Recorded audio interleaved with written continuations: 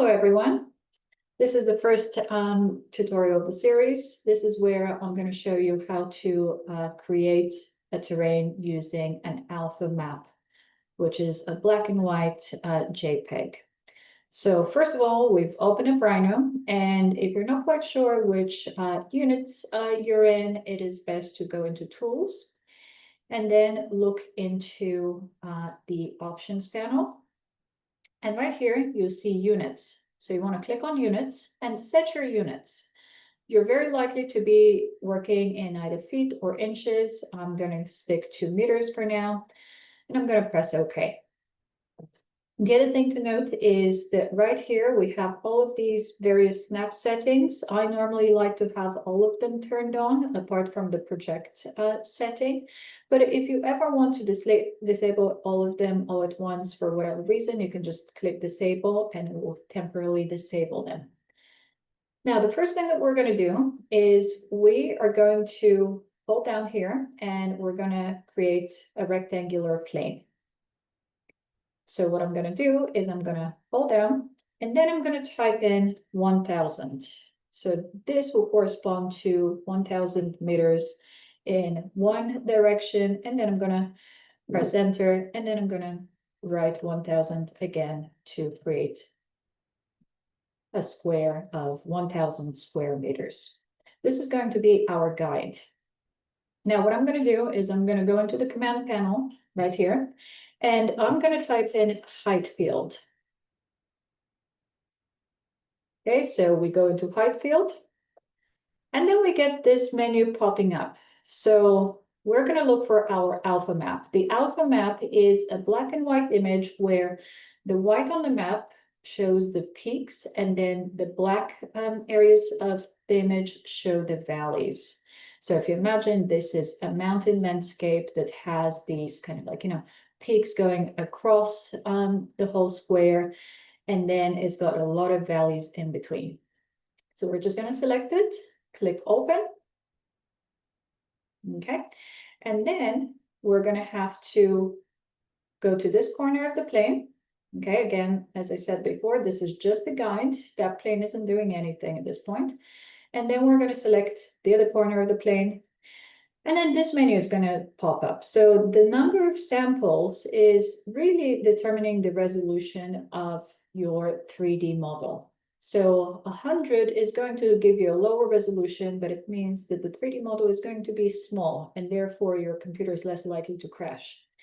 Now, right here, the height field is set to 100 meters. So if you imagine we have 1000 square meters and we have 100 meter height. So let's see what this looks like. We'll press OK. And if we go into our perspective view, we can see that we have these very smooth mountains, very gentle slopes, and it looks like this. Now, let's compare this with something a little bit steeper. So what I'm going to do is I'm just going to pull this to the side, and I'm going to go in and type in Hightfield again.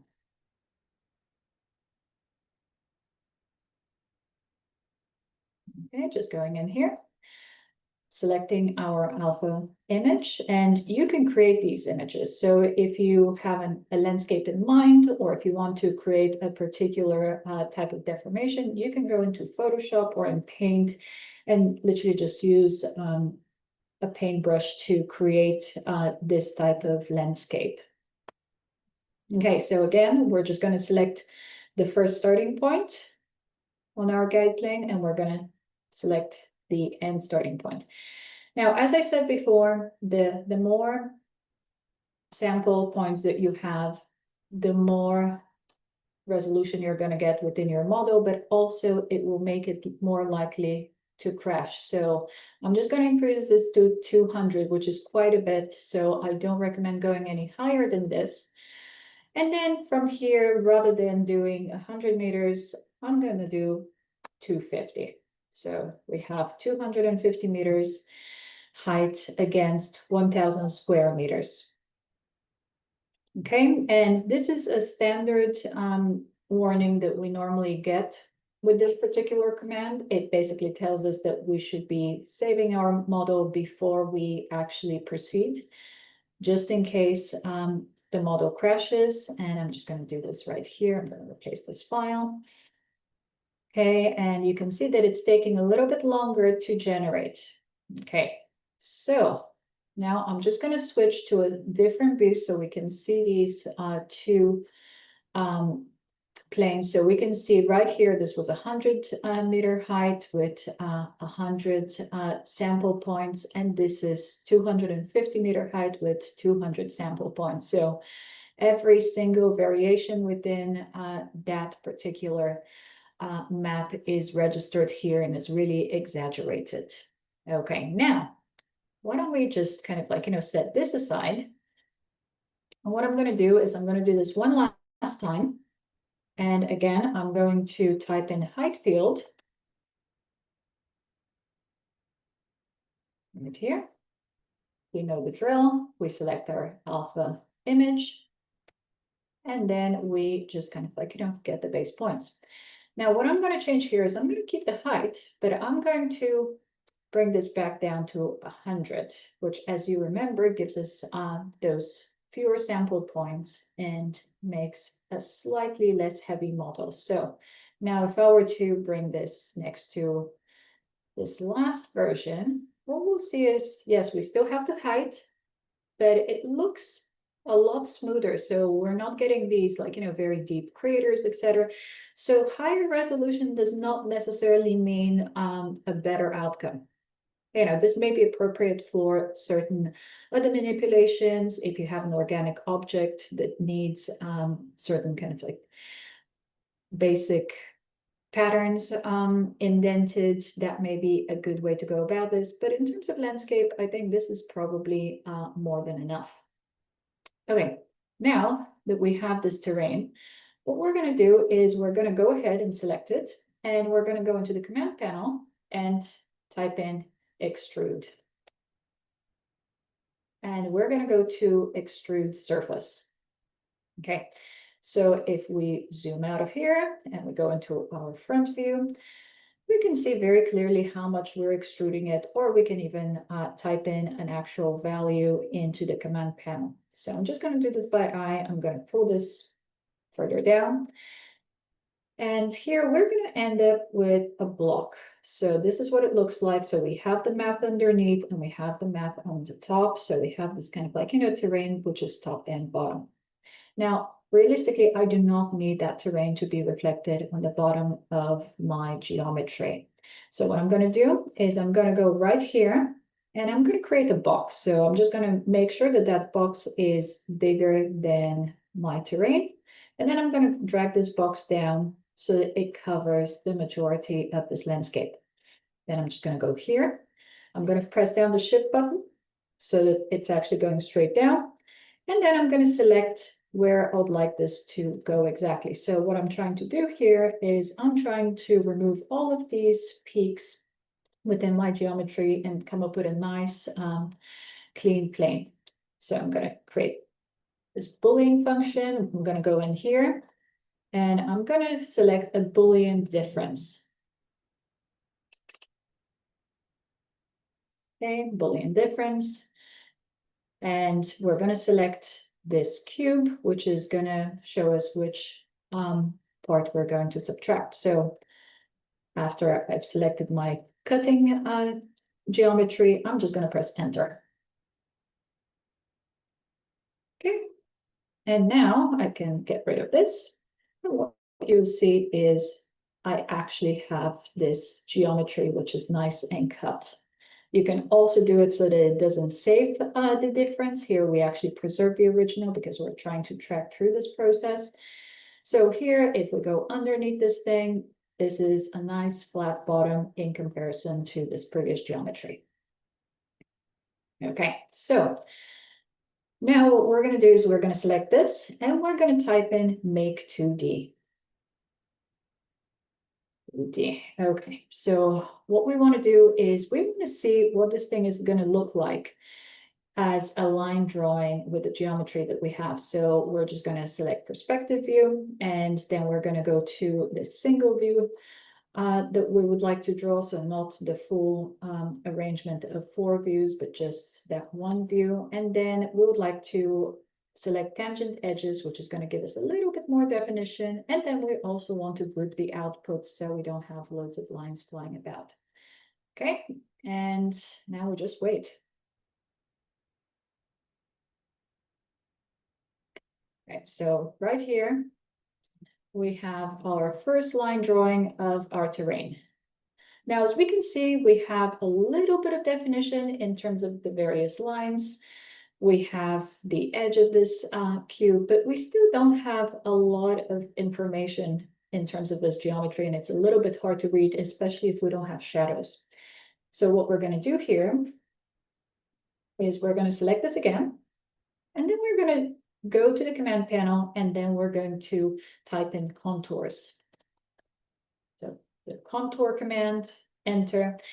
And at this point in the command panel, you may have a bunch of options, and one of them may be range. Now, if you do not see this, it is because as standard, you have range within that function. So range basically tells us where we would like to place the contours, unless we want the contours to just kind of like span the full height of this geometry. So in our case, we want the contours to go from the lowest point of our plane to roughly the highest point. So I'm pressing down the shift key and I'm going up, because the way you actually select that range and the direction is also going to determine which directions the lines are drawn. So at this point, I've selected this range here. And then right here, I can go and decide how much space I would like between each line. In my instance here, I have set it to 10, as in 10 meters in this case. But I can also change this to, say, 20 meters just by typing it into the command panel. Once I'm happy with this value, I'm just going to press enter. And these lines are going to be generated for me. Now, something that may occur is maybe part of this gets lines and part of it doesn't. And what I mean is, if you are seeing the lines generated on the side of your geometry, but you're not seeing them on the surface of your geometry, please go back and make sure that your geometry is made up of one piece rather than multiple surfaces. If it is made up of multiple surfaces, then select all the surfaces, go into the command panel, type in join, and then that will give you a single surface so that all the lines actually span from the side here and then onto this top surface. Okay, so now that I have these lines, what I can do is I can go in here and go, if we go to Arctic view, I quite like this one because it gives us a little bit of shadow and it also lets us see the lines. We can see quite a nice topographic map where we see the kind of like the light bits, which are determining these peaks, and then some shadows in these valleys. Now, what we can also do, if you were to actually decide to print screen this image and you're happy with this, you can also control the shadows. So you don't need to kind of do any additional post-production in certain cases. You can literally just get this image as is. And what you can do in order to manipulate it is you can go to these render tools, and then you can go and pick one of these lights here. And you can place this light so that it's actually directed at an angle right here. What we're going to do is we're going to take this and we're just going to rotate it down. Okay. And now what you're seeing is everything is going like really flat in this view. And you can actually start to manipulate the lighting. So you can go into your setup and you can start to move your lights so you get a different effect and get some very quick images this way. Also, just a pro tip, if you want some more dramatic shadows, you don't want to place the light where your camera is. You'll always want to kind of like, go in the opposite direction. So you're casting some shadows in front of your camera and getting these sharper shadows. Okay, I'm just going to delete this for a second. Right. Let me just delete this camera. But then if we actually select this whole thing right here, And I'm just gonna go back into wireframe. I'm just gonna select this panel here. And what I'm gonna do is I'm gonna press 2D again. So make 2D. Okay, we're gonna do this perspective, same settings, and then we press OK. This is taking a little bit longer as we have all of these lines now. And if we drag this across, we can compare this with our previous drawing, which was actually a lot simpler. And now we have all of these various geometries on top, these contour lines. You can also go in and unjoin some of these lines and clean up your drawing, because you probably don't want these contour lines to be going down the side of your panel. Now, what you see is that the contour lines at this point are quite jagged. Okay, so what we can do is we can go back to our panel right here, and we can type in drape.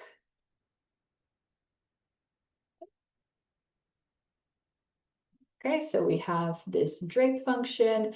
The spacing on the drape function determines how accurate this new geometry is going to be. And what this is going to do is it's going to just give us a new and refined geometry that doesn't have all the points. So we're trying to simplify this geometry further. Okay, and then right here, if we select this new geometry, you'll see that it's a lot cleaner. Okay, so you can see how this is all jagged, and then this is gone a lot smoother. Now, the reason we may want this is because we may want something that gives us much smoother contour lines. So first of all, we are going to go through the same function of extruding this panel. So we're going to go in here and type in extrude. So we're going to extrude surface. Again, we're just going to come down here. Okay, that's created a new surface extrusion, and we can actually delete this old surface. Now we're going to go into standard tools, select our box tool, go into the plan view, drag this across. Again, just making sure that we're covering the majority of what we want to edit out. We're going to select this, and then we're going to type in Boolean difference. Okay, and then we're going to select the cube that is going to act as our cutting tool.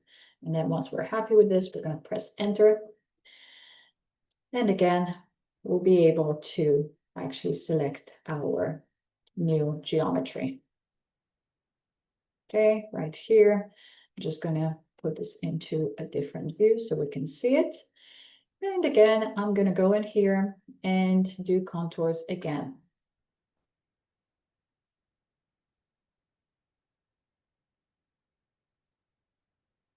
Right, contour. Okay.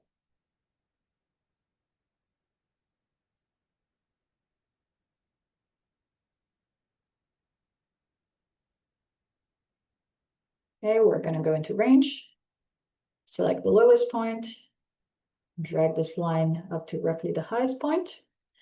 And then we're going to do 20, every 20 meters, we're going to have a contour line. And then we're going to press enter. Okay. Now, if we go back in here, we can see that these contours look a lot better and a lot smoother.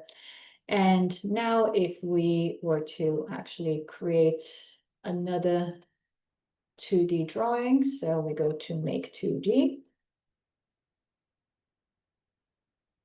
Okay, this should give us much better contours that we can work with.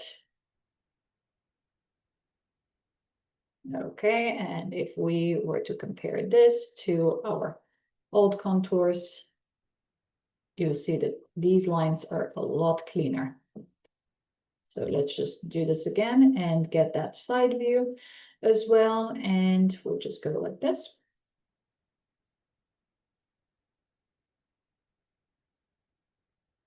Okay, right here. We can see much smoother contours. It looks more like a diagram. It is less busy.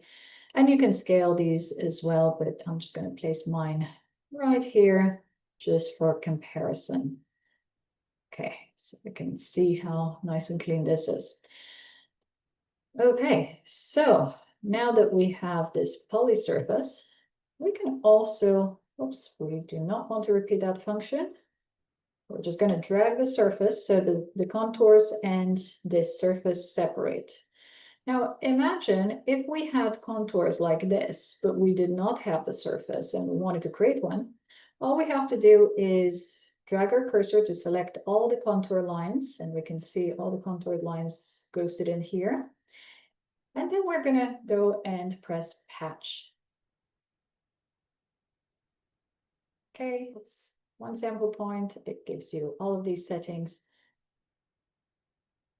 And then we get a patch, which follows our geometry very roughly, and we can trim it to actually give us something which is a little bit closer in terms of these wings that are appearing, but we can trim this with bullying, and we'll have a very clean geometry to work with. Again, you do not have to have the initial base surface. Now, what you'll be noticing is we're losing some of the fidelity here. And this is a trade-off in terms of the fidelity that we're getting from this alpha map versus creating something from a patch, because we've lost a lot of information along the way. So I'm just going to delete this, and I'm going to show you another thing that we can do with these contour lines, which I personally love doing. And this is, we go right here and we select extrude. And then this time we're going to be selecting extrude curve. And we're going to be extruding this 20 meters. So just typing in 20 and then enter. Now, what that does is it creates these perimeters along the way. And right here, we can, like, we can see these strips. And they're all just kind of like, giving us the height. And then what we can do is we can select all of them and then cap them. So we're just going to type in cap.